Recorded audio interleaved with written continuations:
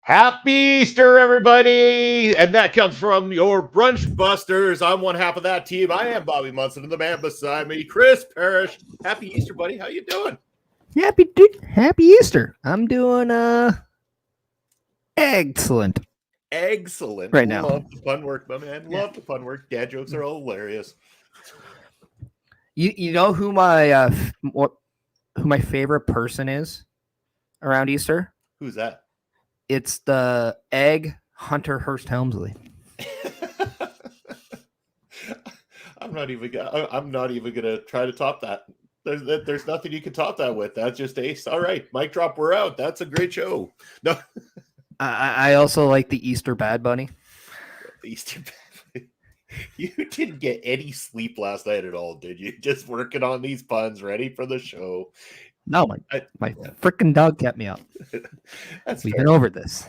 Well, before we kick off into the actual show, we'll let people get settled here. And we should also take this opportunity quickly to talk about who can make this show possible. And that's our good friends over at Rogue Energy, rogueenergy.com, where you can use the promo code OLEPODS for 10% off of your order. And I'm sure that they've got all sorts of flavors for everybody that you want to buy gifts for. Maybe you want to buy them for yourself. Maybe it's time to get a little bit healthier, just like my good man Chris Parrish on screen right there. OLE wants you to get energized, get refreshed, and have great flavor as well too. So head on over to rogueenergy.com, use that promo code OLEPODS. It gets you 10% off of your order.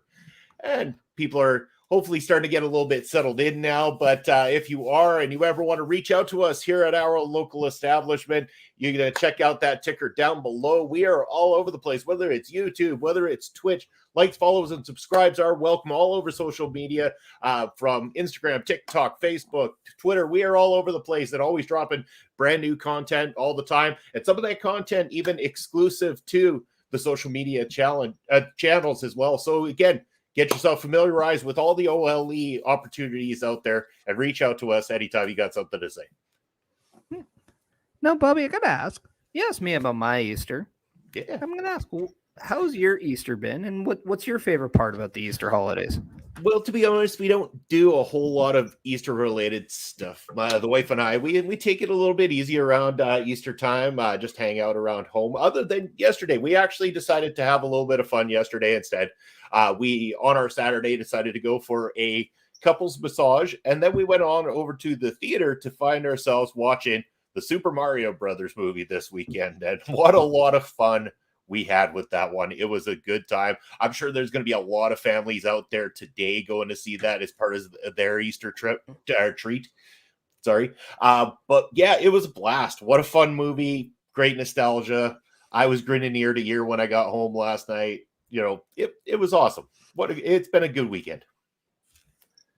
What a super smart way to drop a movie like Mario on Easter, where you know the family is going to be around, the kids are going to be all excited, they need a place to eat all of their chocolate eggs that they're collecting, go to the movies, see Mario. Such a smart advertisement. Yeah. It's like it was I don't know. it was Good busy. movie. Like I'm talking like, you know how you go to the theaters nowadays and like the first 3 rows are typically not filled up because of the fact that nobody wants to break their neck trying to look at the screen. There was not a single seat in the entire theater that was not occupied by somebody. Families all over the place, kids loving it. Leaving the theater, you could just hear how excited all the kids were. They were quoting the lines from the movie. I mean, I was grinning because there was nostalgia that even throws back to our childhood and everything like that as well, too. Little Easter eggs that they leave in that movie. Yes, Easter eggs. Fun time to talk about those. But yeah, it was great. It was really, really, really a lot of fun. And despite what half the critics out there said, F those guys, because it's worth checking this movie out.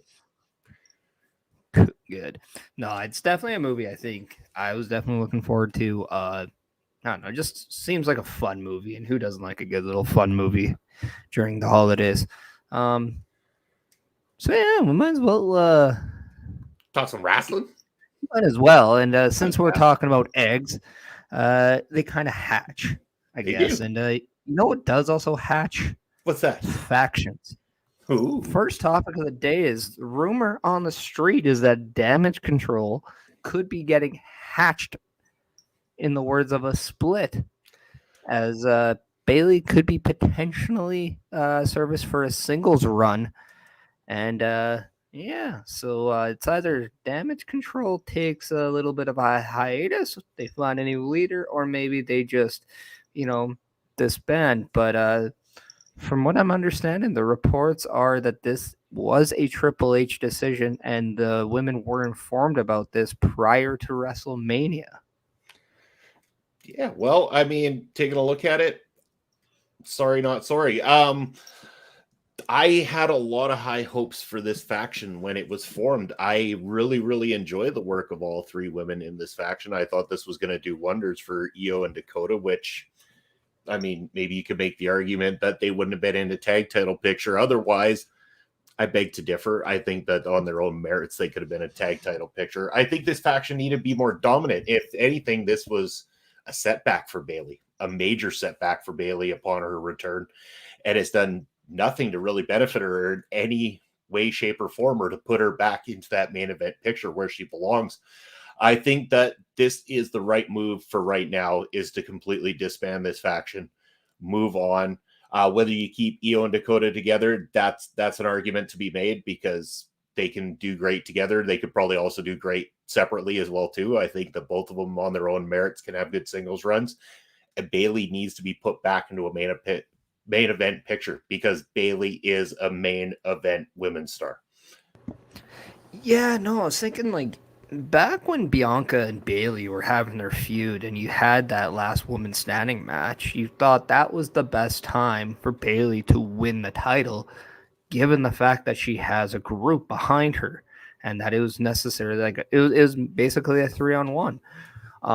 And then when they decided not to pull the trigger and go that route, I had my early concerns then. And then you kind of saw Bailey and Becky Lynch kind of start something. And then it turns into this 3-on-3 match at WrestleMania. And my hesitations of this group kind of continue to escalate just because of the fact that it doesn't really seem like anything of substance is really there for the group. So it's hard for this group to kind of evolve and grow.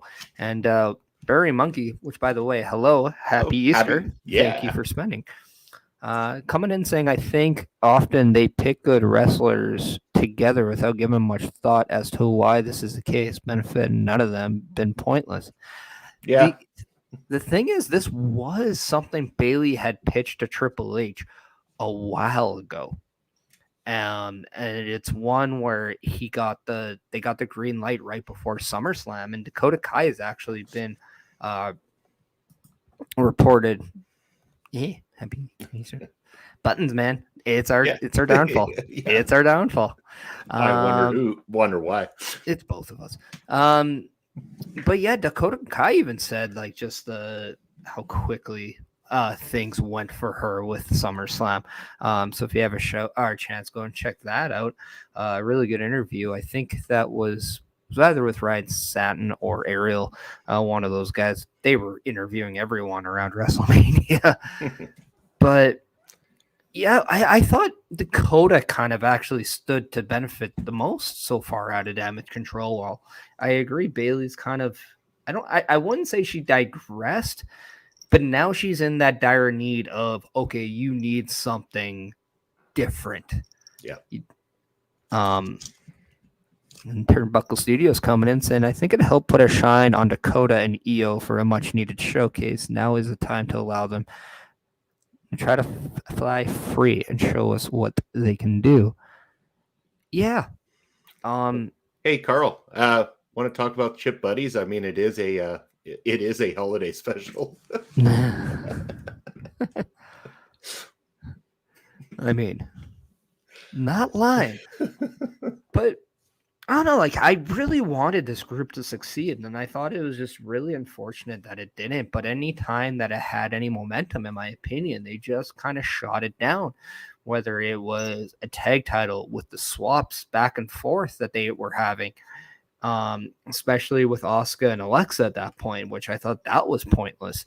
Only for them to do nothing with Alexa and then have Asuka kind of in limbo, only to, not go with her at WrestleMania for whatever reason. So it just seems like there needs to be more long-term emphasis on the directional side of the kind of the mid-card of the women. And I don't have a problem saying that in reference to Bailey, simply because she's not your Bianca, she's not your Rhea, she's not your Becky, and she's definitely not Trish or Lita, and they're definitely your special acts. But yeah, I know, like, what would you do moving forward with this the trios here? With the trios here, honestly, I think the easy way out of this one, especially for the sympathetic vote, and I think the way to book this is to have Dakota and EO turn on Bailey, have them turn on her with them. I mean, it's the age-old thing. I mean, it's been done before, but they turn on her, say they got nowhere with her, kind of thing. They're going on without her. They can continue to call themselves Damage Control, be a legitimate tag team. Maybe they add a third member that becomes the new leader of the group. That's, undecided there.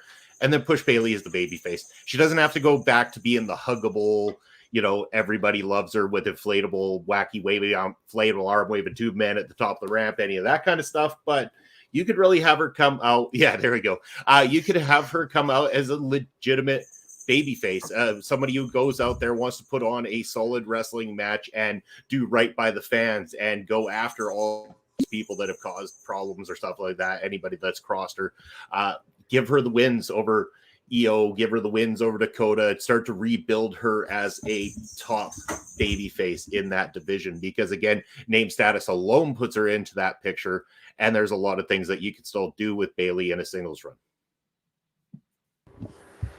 Yeah, and I think that's something you have to make sure that you're capitalizing, is the fact that the people are caring for Bailey right now, whether it's they're caring about her in the heel role or in the the babyface role. Like, now that she's in that position to maybe turn back onto that side, she can be that different kind of babyface now, and she definitely has a lot more volume than she did before.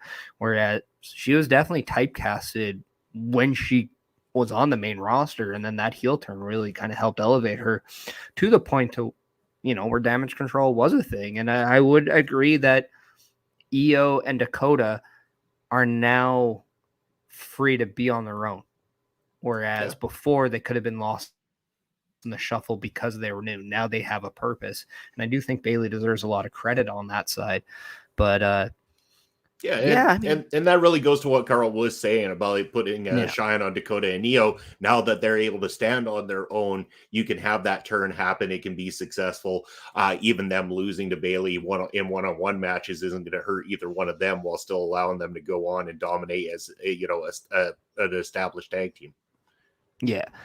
One thing I'm very curious on wanting to see is I'd like to see Io on her own too. I really liked her run in NXT. Me too. I thought she had so much steam and momentum going about it. I still think she could be just a great babyface who doesn't need to always cut promos. That's always a very weird thing that you always see with Japanese people. They always have to speak in these English promos or try to, or yell really loudly like Asuka, and only really Asuka can pull that off.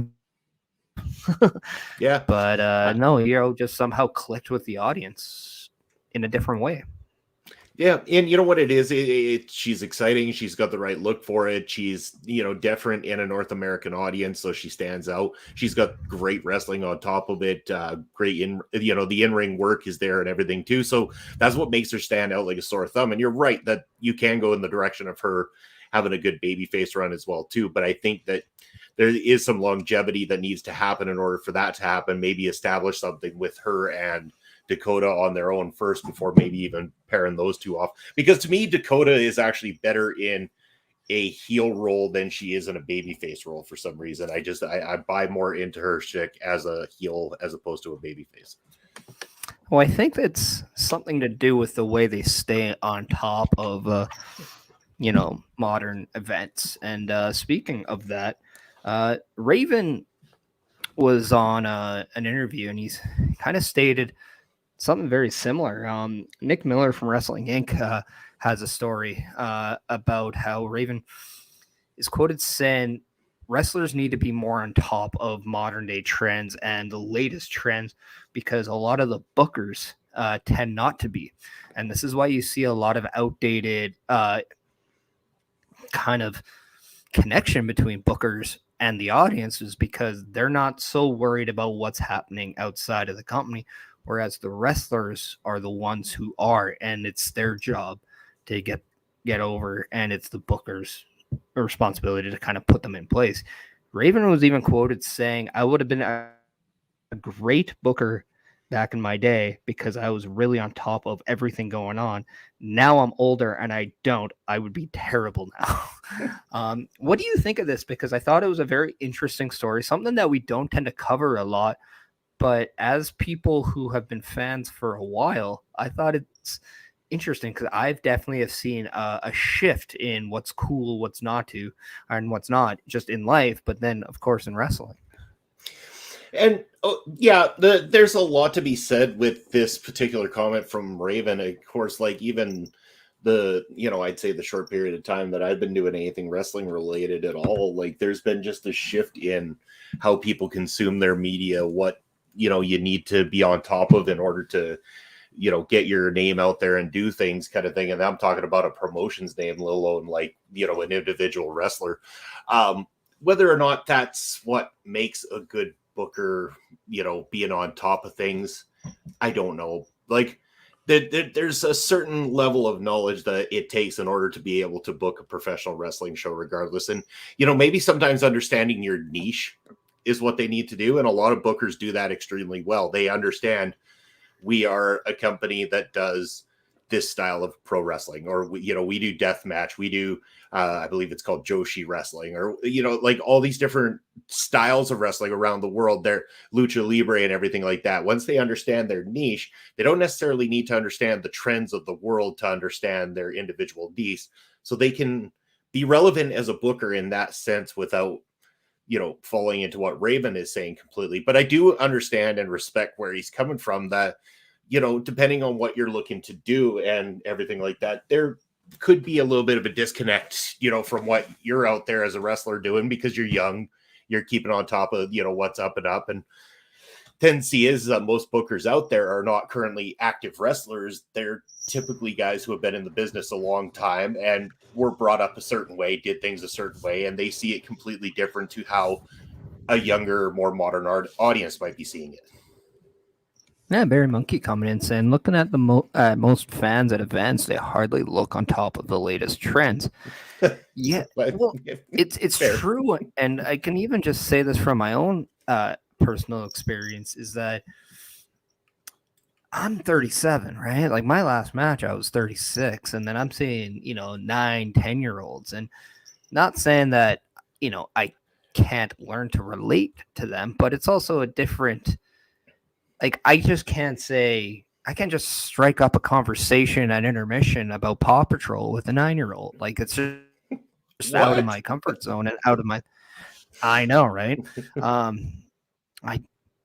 But it's one of those things where at the very least you have to learn, or you have to, I think, just be aware of what's going on.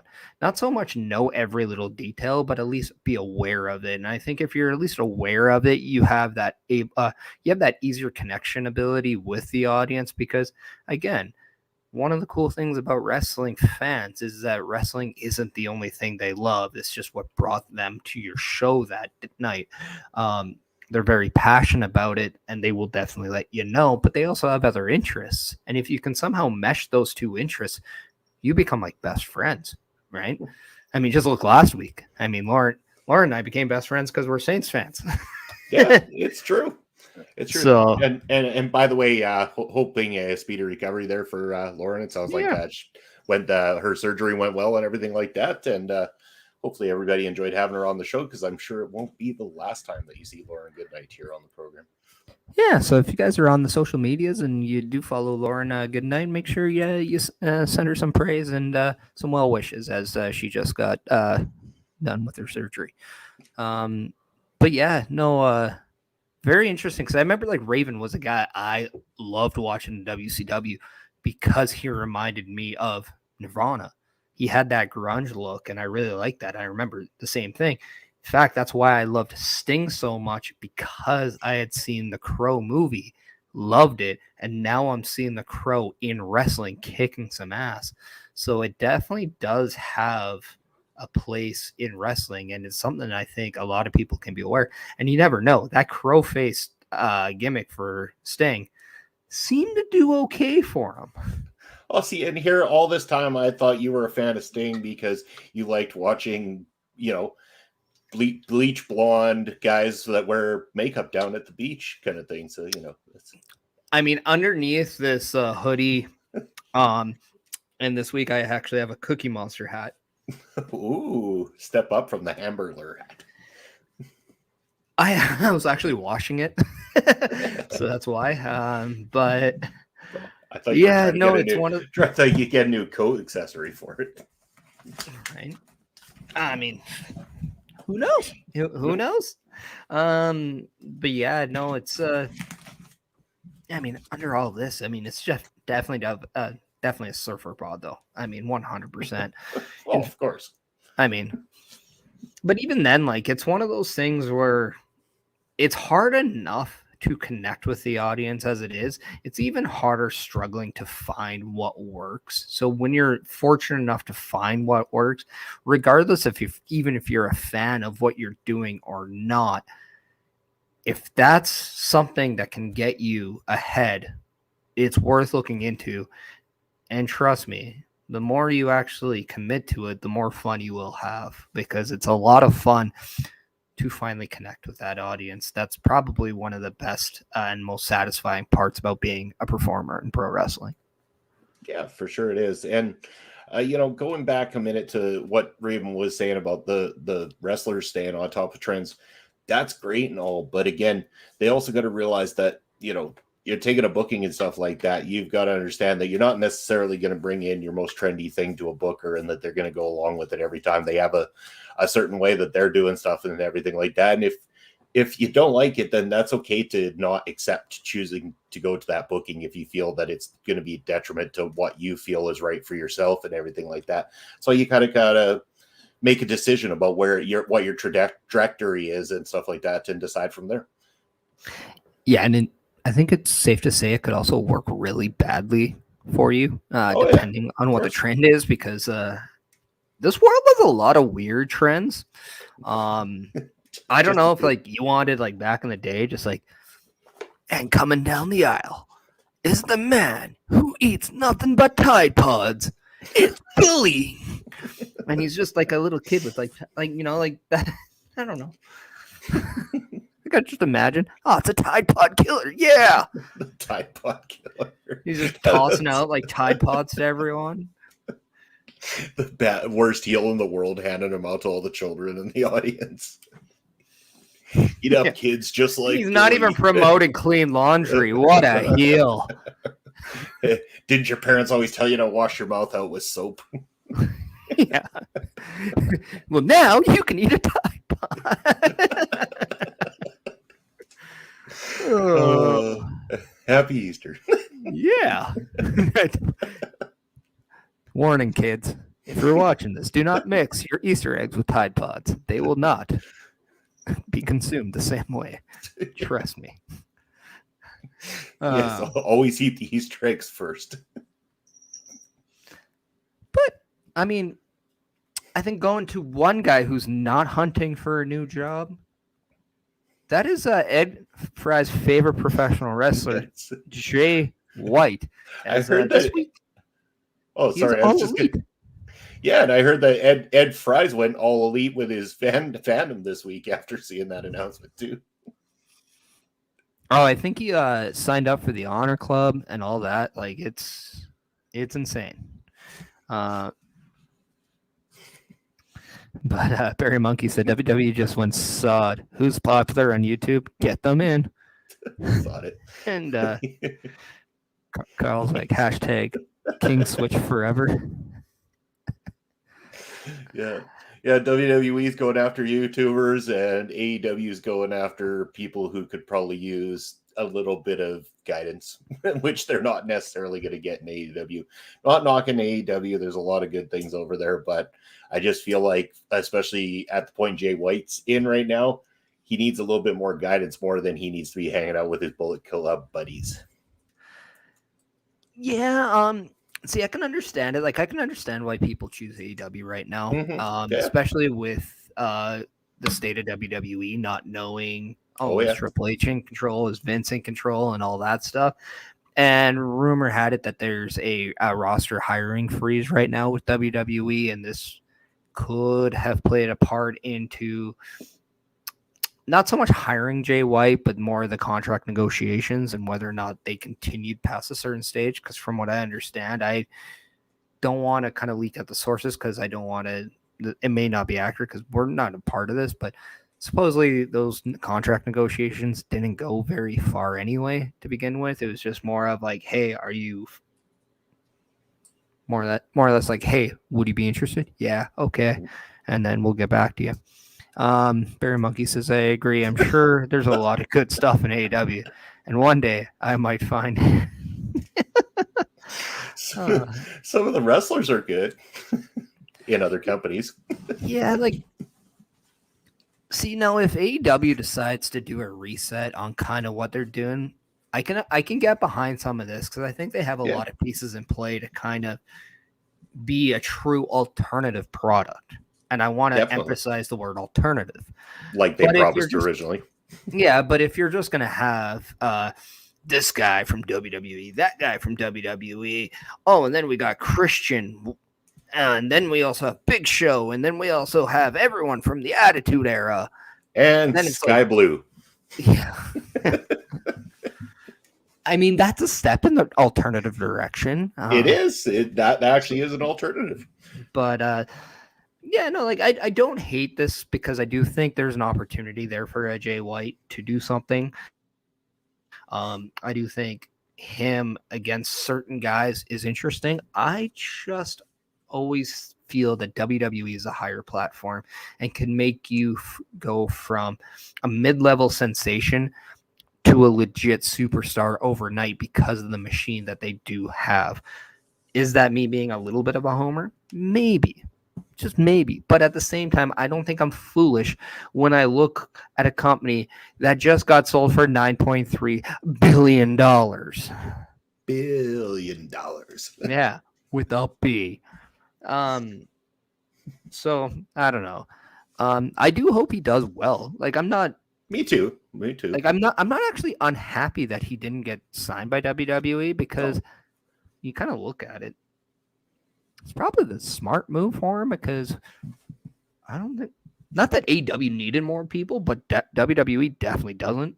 So WWE needs some more Impact. people at the top, but Jay White wouldn't have been that instant solution to that problem either. They would have had to build him to that audience and adapt him to it. I think the guidance there, that they could have got him there for sure if it was done in the right direction. Where he goes with AEW, I hope he's just not another one of Tony's play toys, and that's my biggest problem with AEW.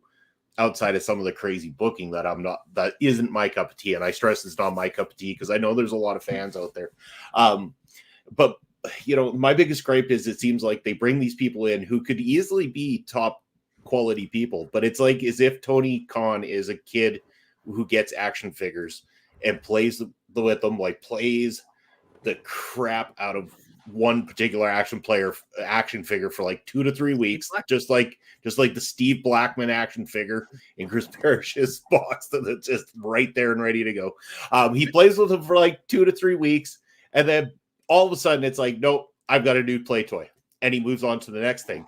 And it doesn't really allow for a lot of progression in terms of building people. Now, there's a lot of great people over there, and Jay White can be one of them. He's got all the skills. He's a young guy with a good look. He's got good in-ring talent and everything like that. He just needs to be placed in the right position. So we'll have to see where it goes. I hope he's not just another forgotten face that sits on the sidelines after the first, few weeks of pushing him into something.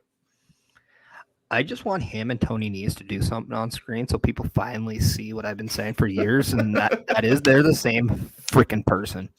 Pretty close.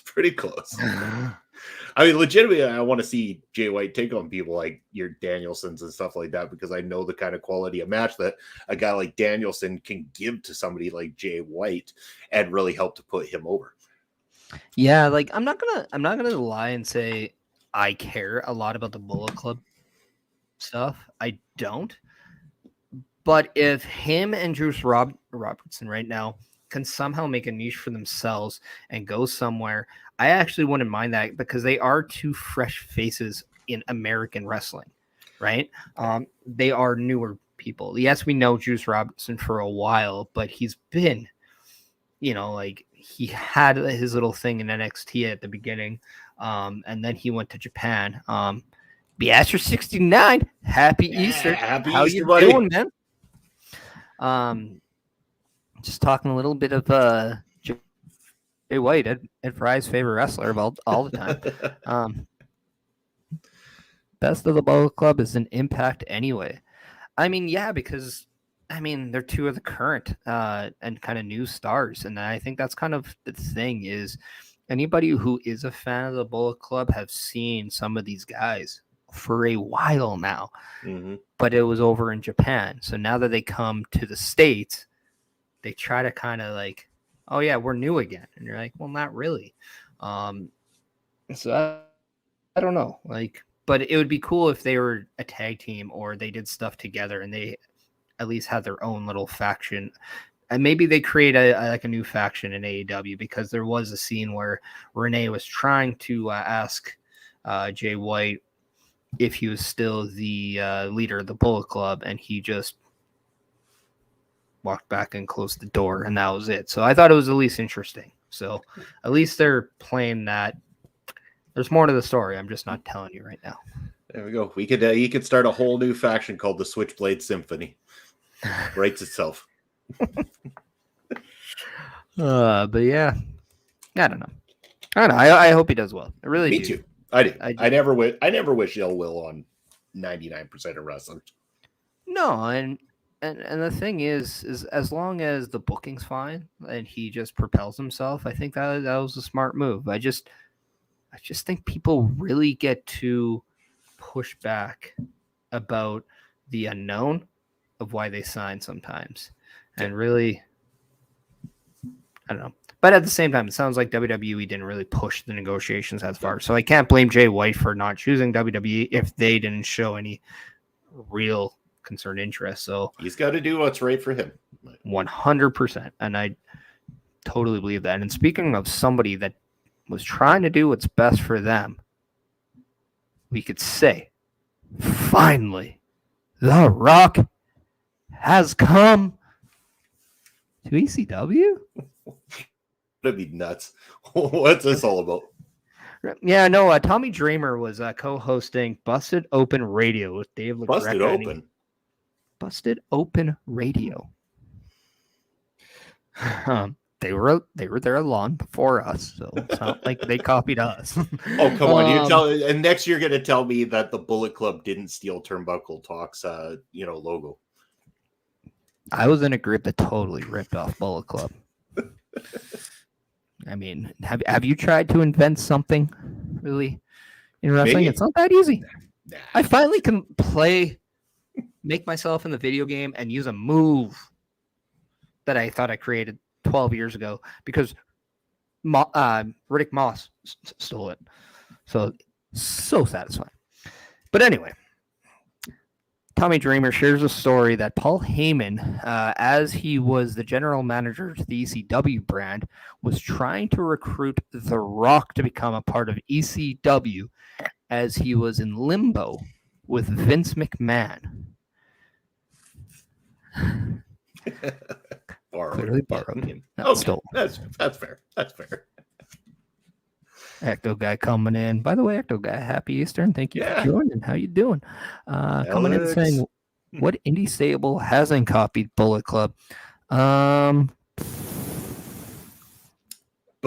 to the same argument, what indie stable didn't copy the NWO back in the late 90s, early 2000s?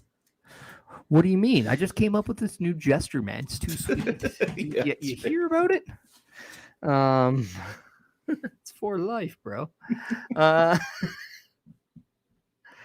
yeah, no, The Rock almost becoming a member of the ECW brand as Paul Heyman tried to openly grab him away.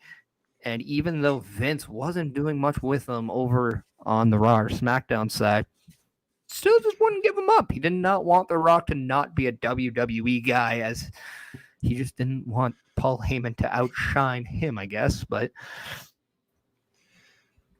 I guess he's okay with Triple H doing it. But The Rock versus Balls Mahoney in a flaming barbed wire match. Imagine the promos of The Rock with Balls Mahoney. Just the promo alone. There's things that we can't say on this show that would come out of that, especially being that it was the late 90s and anything went in the late 90s. Happy Easter. Hopefully the good bunny visited y'all as opposed to the bad bunny. Well, I mean, if Bad Bunny wanted to come and just drop off his money flavored eggs, I'd be okay with that too. He could come over. And I heard that guy made some coin. He could come DJ my house party for me or something like that. I'd be down with it. I mean, he's got some groovy beats. I could get dancing. You know, I got some moves. I can stand like this, like GI Bro, for like 20 minutes and just be like. Isn't like the sprinkler? That's the kids are doing these days, isn't it? I don't know.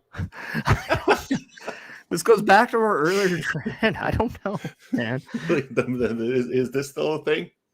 That's the Macarena, and I don't think that was ever really cool. Well, there goes my coolness level down the chute. I do have now a story I definitely can't tell on here, so I'll tell you that after. But no, and it just made me wonder, like because I don't know about you, like I love hearing those stories that like what didn't happen and what really close, but like how cool would have been if we would have saw The Rock on ECW. I remember how cool it was to see Kurt Angle go there. I remember how cool it was to see Benoit go there at the time. But yeah, Body does the Q-tip or the sprinkler. No, body. You shouldn't use Q-tips, by the way. They don't bad actually for ya. help your ear. They just push stuff in. As I found out about that this past week. I think there's special ones you can get that you did put in and you turn and they grab stuff around them. Well, that's the idea of the Q-tip, but really all you're doing is just pushing the stuff regardless. Well, you're not supposed to just ram it in there. I mean, you don't just like thud it in like. I wasn't. But it's still like the size of a freaking match. The Rock, ECW, barbed wire. There goes my notes. Off the rails we go. It's actually legit. I only had the 2 notes, so that was just for dramatic purpose. We're just gonna wing the rest of it. Pretty much. But yeah, no, I mean, would you have liked to have seen that, or like? I don't know. Like, I just thought it was interesting to hear some of these stories about what almost happened because, I mean, only if we had a show that signified the what if, right? Yeah, that would be quite the what if. As Alex saying, Q-tip PSA on a wrestling show. Here's the cool part, though, like busting out. We're kind of a wrestling show, but we're also just kind of like your fun Sunday morning / afternoon talk show. That's kind of what we're aiming for. We got wrestling in our topics, but we could talk about anything here. We were talking fashion last week. Wasn't that fantastic? Yeah. Like, look at us. We're just like my hamburger hat and all. Yeah, that's right. It'd go well with a nice jacket. Like Lauren's got you cased. She knows all about the fashion. I know. She put it over. She just said I needed a jacket. She didn't say anything negative about it. So I mean. My head has going on. Oh, it have to be a jacket full of hamburgers, though, right? Like, what am I, the dude from what's that football movie? There's acting like a real McAsshole. What's that movie? Longest Yard. Okay. Yeah.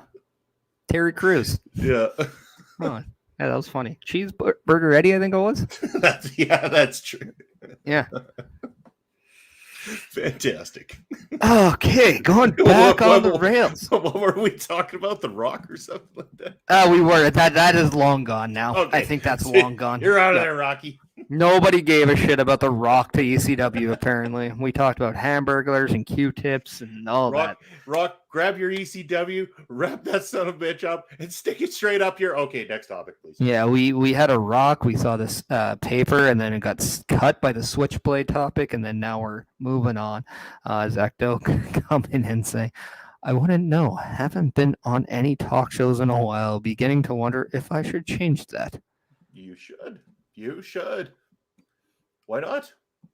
Don't always have to be that ecto guy behind the scenes. Sometimes it's okay to be that ecto guy on the scene. Speaking of on the scene. Kenzie Paige is your inaugural NWA Women's Television Champion. As she...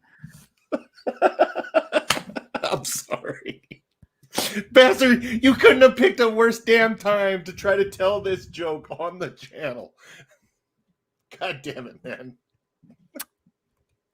Kenzie Paige wins the inaugural NWA Women's Television Championship as she won the championship at NWA 312 on Friday. Yeah, hats off and congratulations to Kenzie Paige. What do you think about this? Because we did watch a little bit of the show, not a lot, but shout out to our boy Jared Fritz, by the way, too. Yeah, shout out to him not only for the NWA but also for his strongman competition where he ranks second place. By the way, right. That's how you do it. I mean, we're Canadian, so all the cool trophies in our world are silver. So that's right. We don't judge. But yeah. I mean, how cool is it that NWA now has a women's television championship? And can you tell us a little bit more about Kenzie Paige? I cannot. In fact, I really wish that, maybe someone in the chat knows more about her, or, one of the great ladies that joins in the chat a lot of the times would be great to answer this one for us. I don't know a whole lot about Kenzie Paige at this point in time, but again, obviously the NWA sees a lot in her to be putting this inaugural championship on her in the company. NWA has done a great job of having a women's division and really putting some emphasis on it by having championships. Yeah, I mean, now they have a television championship. They've got their heavyweight championship, or their main championship anyway, that has been strongly held by Camille this entire time. They got women's tag team titles. I always talk about too many belts in wrestling, and I think that there still is too many belts in wrestling, but there's no harm when you've got a division that actually has enough people in it, like the NWA's women division does, having a mid card, a top card, and a set of tag team titles in it. And that's what they've done beautifully here. And I think that this is great for women's wrestling to be able to have another opportunity. And again, now hopefully an opportunity for some more young indie wrestlers to come on in and work within that women's division and have a shot at championship gold, highlighted on pay-per-view or on their weekly programming and stuff like that. It at least brings some name status and everything to the women that are going to be competing in this division. So I think this is not only great for the NWA, I think it's great for women's wrestling within the NWA and all that. So my typical too many belts in wrestling doesn't apply here, because there isn't too many women's belts at this point in time, especially in the NWA. Yeah, and I got you covered. I got a little bit of a backstory on Kenzie Paige. She was trained by Kane, Tom Pritchard, and Ricky Morton. So if that's not a collection, okay, that's all right. She's got my attention now for sure, because that's no, good trainers.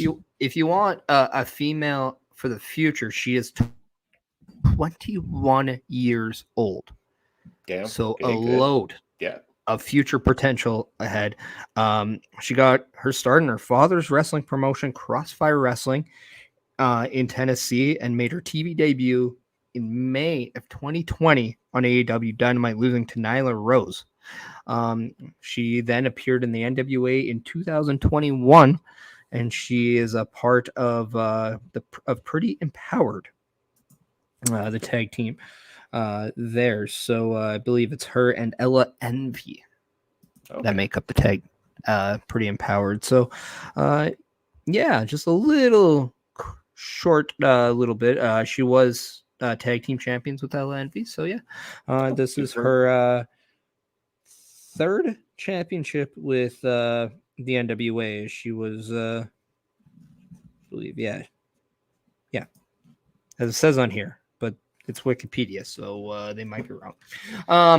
Well, and again, it just means that the NWA is taking somebody, especially a 21-year-old in Kenzie Paige, that's very, very new to the industry, putting a lot of faith in her to put belts around her and possibly building great competition for the future, so that, somebody who's been as dominant as Camille can have some good competitive wrestlers to go up against once they're good and ready. Yeah, and we were talking earlier about having an alternative, and I think this is a great alternative too, because you have somebody who's on such a streak like Camille is right now, and it's very hard pressed to find somebody who can stop her. But in the process, you have somebody who's young, upcoming, like a Kenzie Paige right now, making ways for herself. So maybe in due time she can have that big time matchup with Camille, but in the process she's creating her own path and just absolutely scratching the surface of what her future looks like now, and she's doing it on her own, which is a great little great thing for the NWA women's division right now, because they're creating their own stars at this. They're not just bringing in people left to right. I know they've tried that in the past, but right now they're developing their own stars, and I think that's really showcasing now, as slowly but surely the NWA start to pick up and have a really solid women's division, because just how long ago they didn't even have one. Yep. Yeah, and since starting, especially like I gotta say, like since putting that belt on, Camille has highlighted their women's division, 672 plus days as their champion. Again, you mentioned about Kenzie Paige, 21 years old, being pushed into the picture the way she has been and stuff like that. They really show a lot of respect and determination to get their women over and make them matter. And they've got a lot of great women working over there as well too. So I'm glad to see that they're continuing to push this. Again, their women's division sometimes better, often better than their men's division, because anything's better than their men's champion is right now. That's true. And you know what's better than their men's champion right now? Everything that we have going on with our local establishment. And if you want a little bit more information about it, check out this video.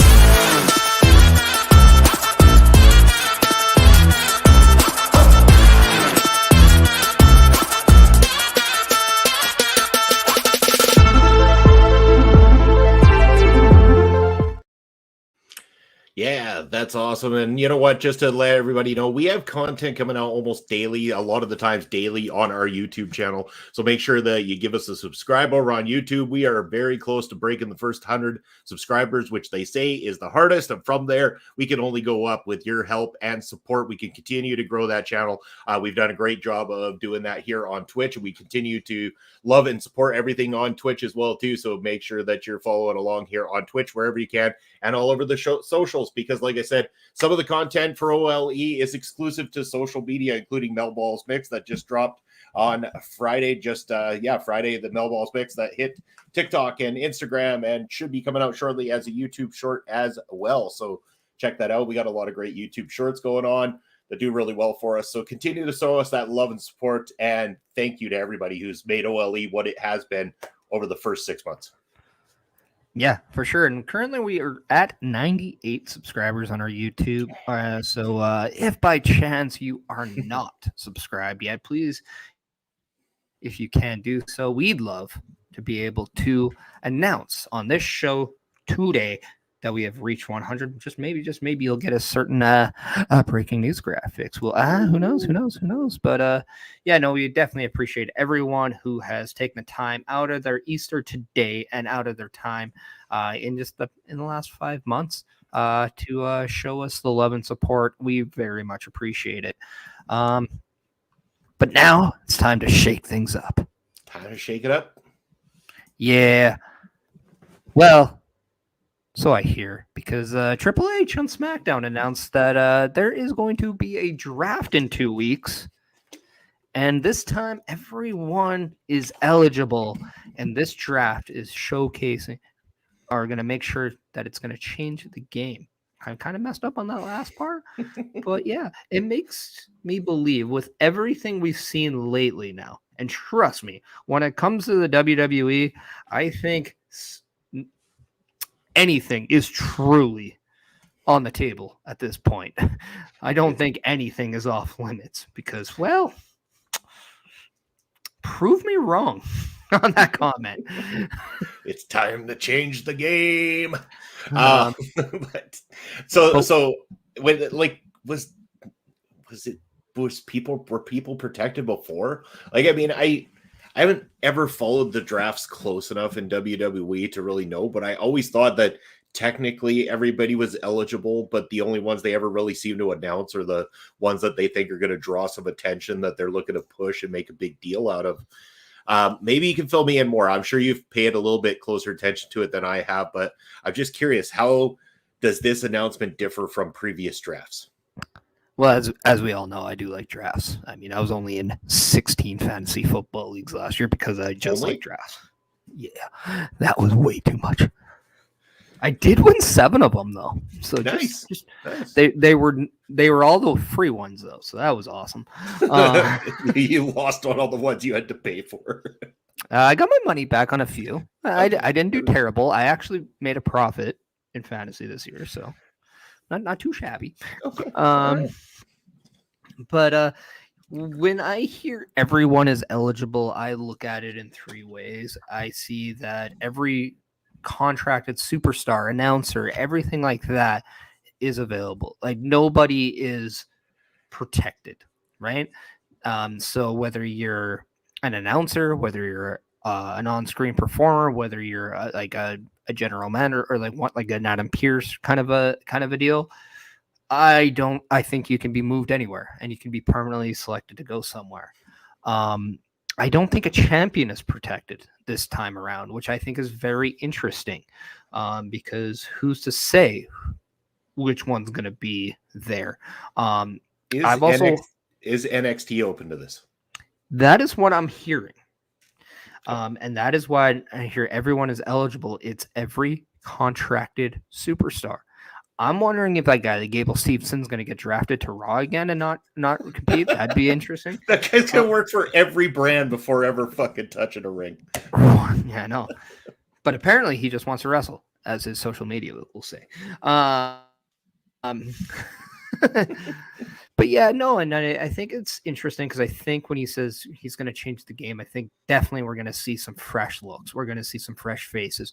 So probably some NXT people are going to get them moved up. We might even see people be put into NXT. And I don't think that's necessary, should be looked as a demotion. I think that just looks as an opportunity to do something else, because we've seen in the past when some superstars go to NXT, they really revitalize their careers, if not reshape them. And I look at in past Mandy Rose, Apollo Crews as 2 really good examples of that. And then I saw just, a lot of good temporary as well. But I also think this is a time to actually end those conversations like, oh, what happens if person A or person B split from their group? What happens if we pushed them? What would we do? Okay, I think that might happen. And I think one of those guys might be Montez Ford. I think he could be looking at this as a potential way to start his singles run. So I have hope for this. I truly do. Because from what I understand, they're going to treat it like the original drafts where the podium is like it's a real life draft, not one of those superstar shakeups where they just announce how many people are in. You're actually going to see the show's draft. I hope they don't go kind of to where we saw it last year with those like draft rooms and made it like look like one. Nobody knew who the F everyone was backstage. Like, we got analysts backstage to see who gets pinned in the least amount of time and who's more prone to win by submissions, because we need more submission experts here on Friday Night SmackDown. It's Fox versus USA with a bunch of people you've never seen. Well, I mean, I think Fox would tell you they are USA, but that's a whole different debate to have. But yeah, so like I think it'll be very interesting. I have a feeling guys like Brock Lesnar could be more Fox related, simply because of that kind of stuff. But I don't know. It's going to be very interesting. I'm very curious about the politics that will come in between the networks themselves. But at the same time, I'm very interested to see if we're going to see certain matchups now moving forward. Are we going to get maybe an Imperium against the Bloodline at some point? Are we going to see maybe the conclusion of some storylines that maybe have ran its course? I don't know, but I'm very interested to see what this draft does entail, simply because of how interested I am for this company and moving forward, because there's a lot of unknowns. And sometimes, I don't know. I'm just very intrigued by the unknown. Yeah. Well, it's almost like they're just taking a trip down the rabbit hole, you could say. That's putting it one way. That's definitely putting it one way. Like to hear from people in the chat. The show. Except for Basser and his family stories. Yeah, keep those to yourself, buddy. Yeah. If you have any comments regarding the topics of hand, not about the difference between gem and jelly, that would benefit our show's content for sure. You can tell me the end of that joke when I see you in a few weeks. How about that? That's a fair way of putting it, for sure. Yeah. We wouldn't want this to like go off the rails and not be a family-oriented Sunday afternoon Easter special now, would we? Yeah, the timing wouldn't be the best. Look, if you look at the screen right now, my cat's turned into a chicken.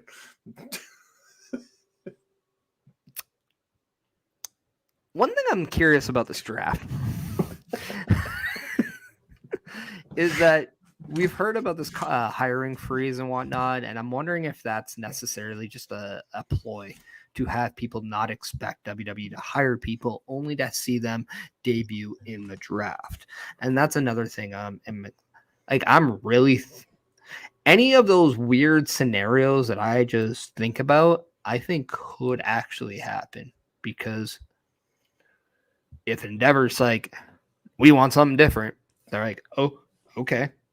Like, imagine if we saw like a Matt Cardona, Nick Aldis, or person X, person Y, like maybe a Tamatonga or something like that actually appear.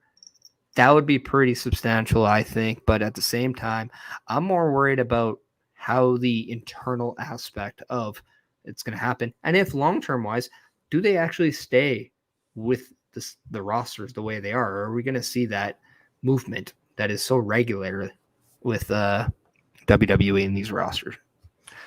Yeah. I mean, again, like you say, it's changing the game, so they're gonna do everything they can to shake things up, try different things, see what sticks, and go from there. So they're gonna put people in different places, break up tag teams, and bring an end to certain stables and stuff like that to see what kind of direction they can get out of it and everything too. So it'd be interesting to see where this all lands, who's going to end up where, which network is more interested in having a Logan Paul versus having a Roman Reigns, like all sorts of kind of crazy details as it goes. And who knows, maybe we'll see some UFC drafts into the WWE. Maybe Conor McGregor shows up for his debut on SmackDown on a Friday night or something along those lines, for all we know. I mean, we know that he's talking the shit, but now he just needs to get his ass ring ready. Yeah, I was listening to an interview with Dana White, and he said that he does not envision crossovers to happen. However, that is coming from a UFC standpoint, so maybe there won't be any WWE crossovers, because we know that the last one, not really a crossover, but the last ex-WWE guy to go in the Octagon didn't really fare too well. But yeah, I don't know. I'm also wondering if we're gonna see maybe the titles be separated. I don't know if that's going to be a rumor, or if maybe this is a time where we just kibosh 2 tag titles, 2 world titles, just have one. Let these guys roam. Mm-hmm. Like, if you hold the gold, you can roam. And I wouldn't actually be bothered by that, because I thought that was a really cool thing at the beginning, until Stephanie signed Brock Lesnar to that exclusive contract. Yeah. Yeah, and I preferred that too. I always prefer the champions roaming is a good idea. You can stick the US and Intercontinental titles as being show specific. That's fine. But tag belts, world belt, top women's belt, I think those should be roaming people. And again, that's where you have to look at it as the people carrying it have to be people that are beneficial to both networks, that are beneficial to the company. These are the top people that need to be in those places going forth, because they're going to be representing on both channels. They're going to be representing on the pay-per-views, and we might be calling them pay-per-views again soon, for all we know, with the Endeavor's involvement. We don't know where WWE is going to end up, or whether or not we're going to still have premium live events on networks and stuff like that, or whether inevitably they'll go to a pay-per-view model again. So there's a lot of things that are up in the air, and this draft is only the tip of the iceberg when it comes down to it. Yeah, and that's why I for one am very excited because we might not see anything major. However, I do think with everything going on, I think it's very likely we will, whether it's an internal major shakeup. And that's another thing. They didn't say the words shakeup. That's not something that's being advertised. It's a draft. So it's very, very much more certain to me that they are doing a roster reset this time around. And because of that, okay, I'm giddy. I'm all in. I like this. But I think speaking of which, I'm all in with what we have planned for next week. Yeah. I And think we got instead- something cool up, don't we? Yeah, and I'm pretty sure that's what you messaged me about, but I didn't read it. I just Oh no. It's something different. Trust me. Okay, cool. But yeah, we have a little bit of a surprise for you. So go check this out.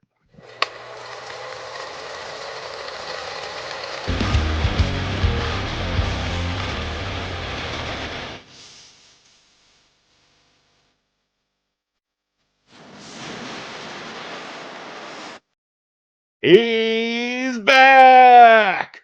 That's right, everyone. Dom Smith, one of the hosts of the Give Me a Whole Yeah podcast, is back. He's going to be joining us next week at Bustin' Out, and we're going to talk about a lot of things, whether it's the AEW London show, Money in the Bank at the O2, for someone who kind of is in around that area. And by the way, he was at WrestleMania, so we'll talk about a little bit of his experience at WrestleMania. But yeah, very excited to have Dom back. He's a great guy. Give him a shout or give him a follow, a like, and everything all over, and then give me a whole yeah. And then his what is it, the Sphere Sound or Sound Sphere stuff that he's working on? Yeah, so a lot of really good stuff. So isn't it technically like next episode is like Steiner Math episode? It's like 33 and a third. Episode 33 and a third, or is that more like the third episode of the Naked Gun series? Busting out the 33 and a third. I mean, you're just gonna have to stay tuned. I mean, we'll see. I'm sure we'll have some. We'll have a good one for next week. That's for sure. Names are fun. Yeah.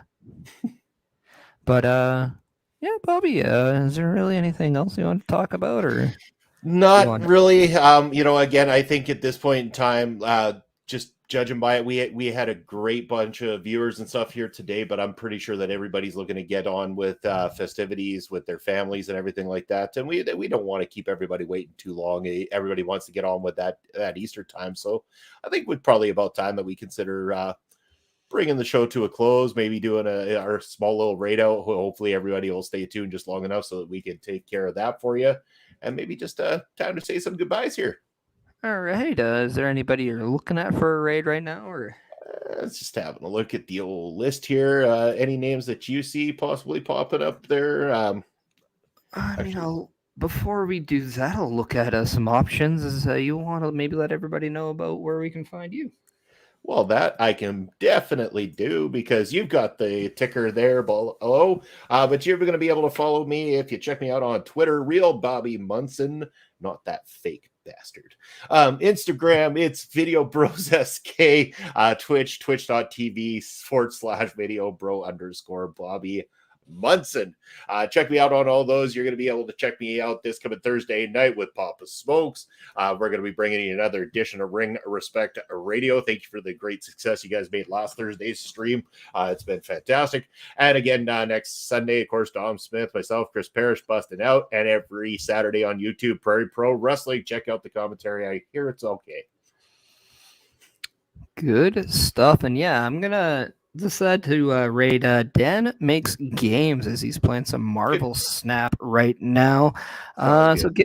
Make sure you give him the like and the love and the support that you've given us. That is just the OLE way. I'm going to start this up right now. So anybody on the Twitch side will be rated over there as we're just about to close up, but we will close up on the YouTube side. So raiders, go have some fun with Dan Makes Games. Yeah. And then everybody here on the YouTube side of it, you can that's not me, but you can follow me the Instagram at Chris.Parrish, and on the Instagram at Chris Parrish. My YouTube is at Chris Parrish as well, and my Twitch is at the Chris Parrish. Those aren't really there because I'm not really active on them. But yeah.